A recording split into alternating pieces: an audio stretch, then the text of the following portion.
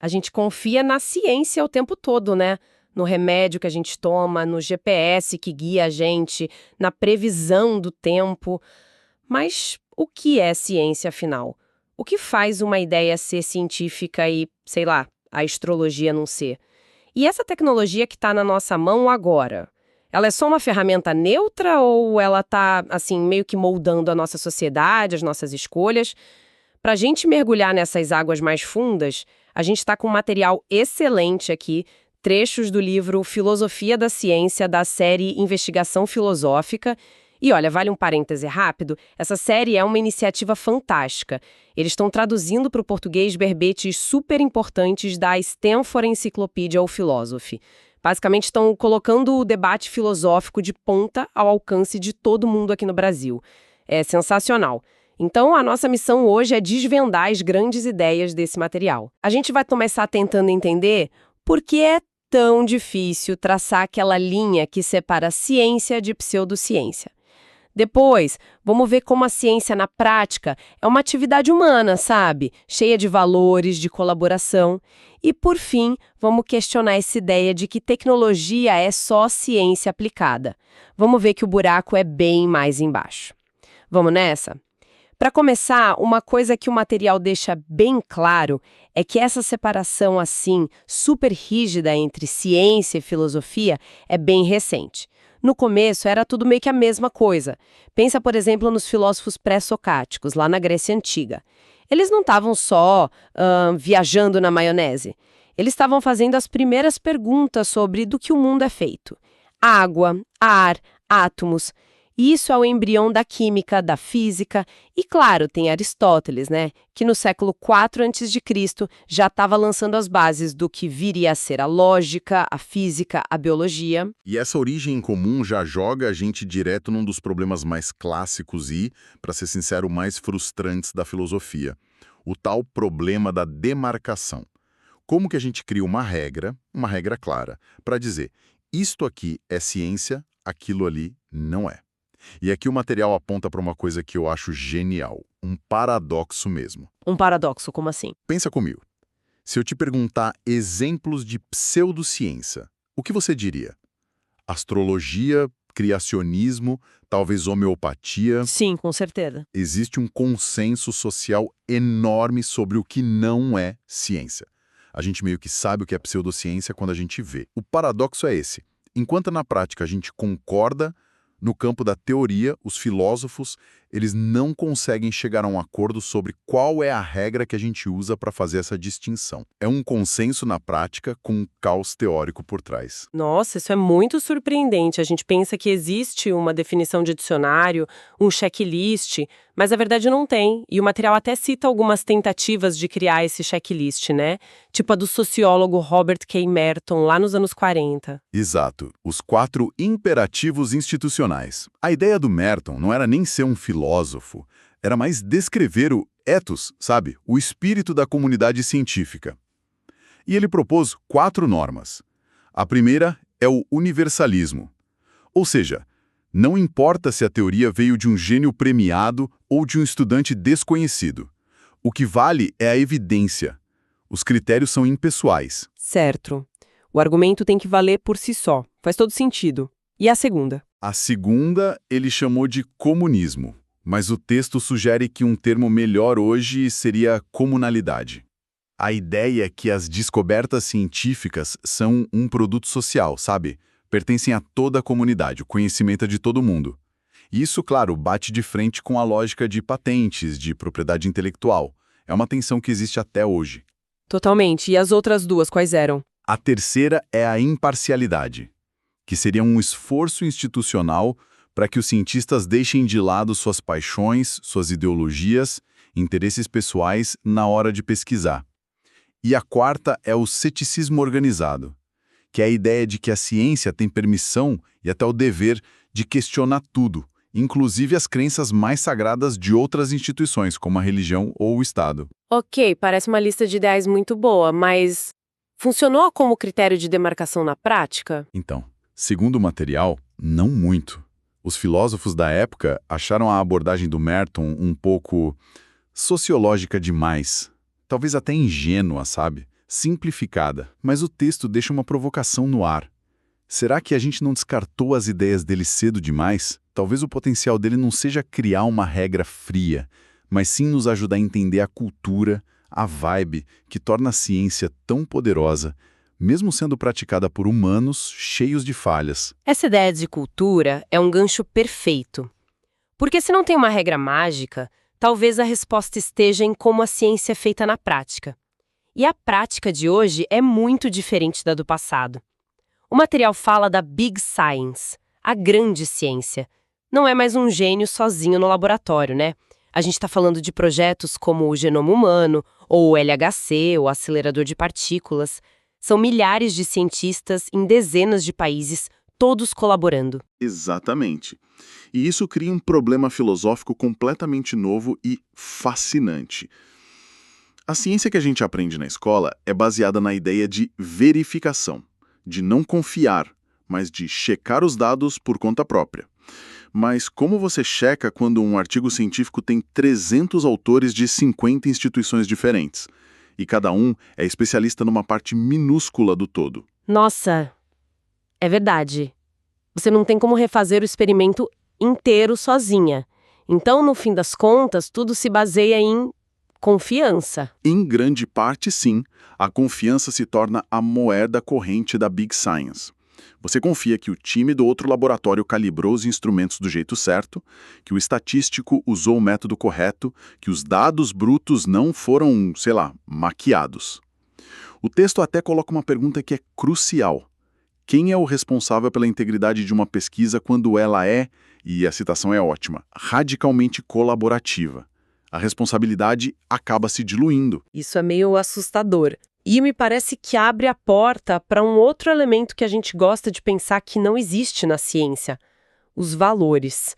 Se os cientistas precisam confiar e tomar decisões com dados incompletos, os valores pessoais ou sociais deles devem entrar nessa equação, não? Inevitavelmente. E isso nos leva a um conceito central que o material discute, que é o risco indutivo. Risco indutivo. Isso soa bem técnico. Pode me dar um exemplo prático? Claro. Pensa assim, uma agência reguladora precisa decidir se aprova um novo medicamento. Os dados dos testes são promissores, mas, assim, nunca existe 100% de certeza. Sempre tem uma pequena chance de um efeito colateral raro e grave que não apareceu nos estudos. A agência precisa decidir se a evidência é suficiente. Mas o que é suficiente? Para tomar essa decisão, eles precisam pesar dois riscos. O risco de aprovar um remédio que pode prejudicar algumas pessoas. Um falso positivo. Isso. Contra o risco de não aprovar um remédio que poderia salvar muitas vidas. Um falso negativo. Ah, entendi. Não é uma conta matemática pura. É uma decisão de valor. Qual erro é pior cometer? É exatamente essa a ideia. O filósofo Richard Rudner apontou isso. Mas o trabalho de Heather Douglas, que o material cita, mostra que essa escolha de valores não acontece só no final, na hora de aprovar o remédio. Ela acontece em cada etapa do processo científico. Ao definir o nível de significância estatística, ao decidir como classificar uma célula meio estranha numa biópsia, ao escolher qual modelo usar para prever a toxicidade de um químico. Tudo isso envolve pesar as consequências de estar errado. Os valores estão embutidos no coração do método científico. E o material conecta isso com algo que a gente vê todo dia no noticiário: o debate sobre mudanças climáticas. Eu sempre achei que os negacionistas simplesmente não acreditavam nos dados, mas o texto sugere que a tática é outra, né? Sim, é muito mais sutil. A ciência do clima é um exemplo perfeito de Big Science. É super complexa, lida com probabilidades e tem incertezas que são inerentes a ela. O que os oponentes da ação climática fazem, segundo o texto, é explorar essa incerteza, que é uma parte normal da ciência, para semear dúvida no público. Eles pegam o risco indutivo e transformam numa arma. O texto chama isso de invenção de falsas controvérsias. Eles criam a impressão de que existe um debate científico de igual para igual, 50-50, quando na verdade existe um consenso esmagador. E essa tática não é nova. Foi usada pela indústria do tabaco e até por quem negava a teoria da relatividade lá nos anos 30. Certo. Então, se a ciência está cheia de valores, de incertezas, como a gente pode sequer falar em objetividade? A objetividade científica vai para o espaço. Não necessariamente. Mas talvez a gente precise redefinir o que objetividade significa. A filósofa Ellen Longino, que é citada no texto, propõe algo chamado empirismo contextual crítico. A ideia dela é que a objetividade não está na mente de um cientista gênio e imparcial isolado do mundo. Isso, para ela, não existe. A objetividade é algo que emerge do processo social da ciência. Uma objetividade social. Como é que isso funciona na prática? Então, a Longino diz que para essa conversa da comunidade científica gerar conhecimento objetivo, ela precisa de algumas regras. O material destaca 4. Primeiro, precisa haver espaços reconhecidos para crítica. Revistas com revisão por pares, conferências. Ok. Segundo, todos precisam concordar com certos padrões de avaliação. Terceiro, e isso é crucial, a comunidade como um todo tem que estar disposta a ouvir a crítica e mudar de ideia. E quarto, tem que haver uma certa equidade de autoridade intelectual. A crítica de um estudante de pós-graduação, se for boa, tem que ser levada tão a sério quanto a de um Nobel. Entendi a teoria, mas na prática isso funciona mesmo? A gente vê tanta briga de ego, tanta política dentro da própria ciência. Essa ideia de uma comunidade que ouve as críticas e muda de ideia de forma tão equilibrada, não é um pouco idealista demais? Ela é uma crítica super válida e que a própria Longino e outros filósofos debatem. O modelo dela é, de certa forma, um ideal. Mas é um ideal que nos dá um critério para a gente julgar se uma comunidade científica está funcionando bem ou não. Quando a gente vê, por exemplo, que críticas de certos grupos são sistematicamente ignoradas, a gente pode dizer, usando o modelo dela, que a objetividade daquele campo está comprometida. A objetividade não é um estado de pureza, é um processo contínuo de correção de erros através do debate crítico. Ok, isso muda completamente a minha visão sobre a ciência.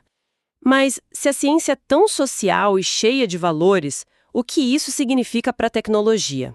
Que a gente sempre pensa que é só a aplicação prática e neutra de estudo.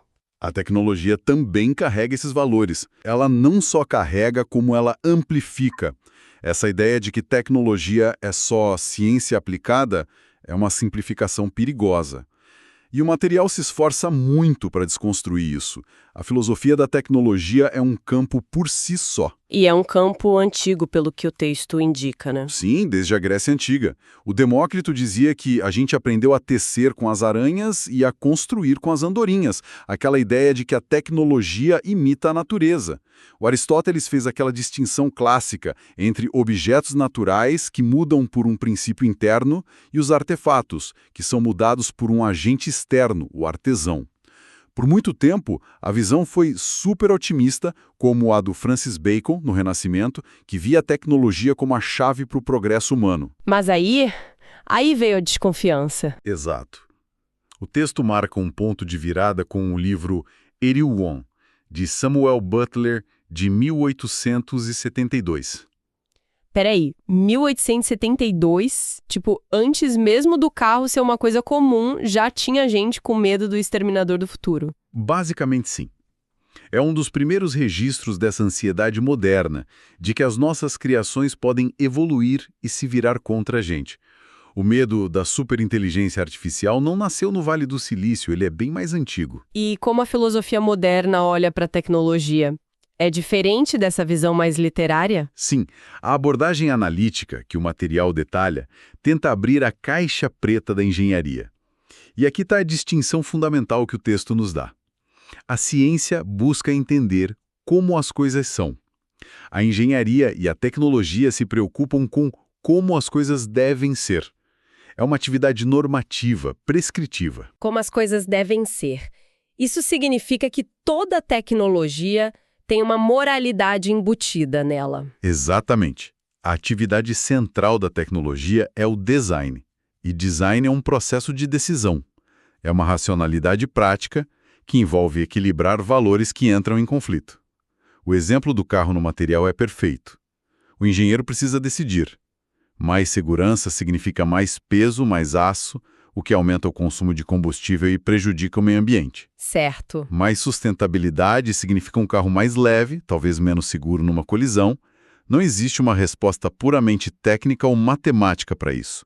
É uma escolha de valores. Então o engenheiro é, na verdade, um filósofo prático com uma calculadora? Ele está tomando decisões éticas o tempo todo. Precisamente. E é por isso que surgiram abordagens como o design sensível a valores, o DSV, que o texto menciona.